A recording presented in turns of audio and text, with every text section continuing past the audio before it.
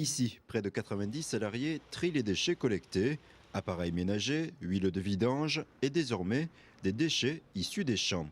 Sous l'impulsion des chambres d'agriculture, depuis 2 ans, Big Bag, bâches et ficelles sont transportés jusqu'ici alors qu'il n'y a pas d'obligation de collecte. C'est une prise de conscience des agriculteurs et en fait les chambres d'agriculture, les distributeurs se sont organisés pour rendre un service à leurs adhérents, à leurs clients quelque part.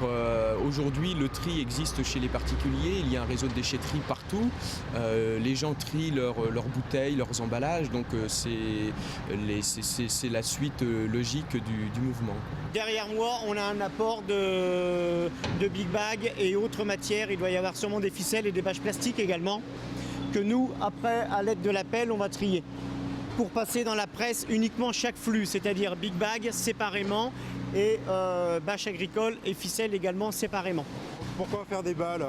Alors en faire des balles pour optimiser le transport, c'est-à-dire au chargement, pour en mettre environ 25 tonnes dans des semis. Et là, la benne que vous avez derrière moi, il doit y avoir environ 3 tonnes. Une fois compactés, ces lots seront de nouveau transformés en plastique à usage non alimentaire. La collecte des bidons existe, elle, depuis 7 ans. Ici, ils sont déchiquetés afin d'optimiser les rendements et le bilan carbone de la filière. Là, je vais les stocker donc sur une plateforme prévue pour cet effet.